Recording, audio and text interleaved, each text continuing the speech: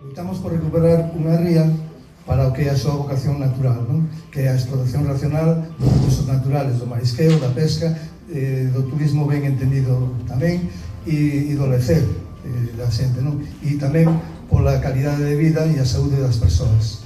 Fomos quen de condenar a ENCE por delito ecolóxico continuado, por danos na saúde e por danos nas propiedades das persoas. Fomos quen de pechar unha fábrica de taboleiros que se chamaba Tafisa, que estaba no centro de Pontevedra, vertendo directamente no río Lérez. Fomos quen tamén de pechar a electroquímica de Nosa, que estaba fabricando cloro de sosa para blanquear o papel de ENCE. Cando digo que fomos quen, non quero decir que o fixéramos nós sós, non querimos unificar a moitos colectivos de todo tipo en Pontevedra e tamén en toda Galiza para conseguirlo. Reconocer Defensa da Ría, o nivel de conciencia ambiental ou ecologista en Pontevedra era moi básico, non? Mínimo.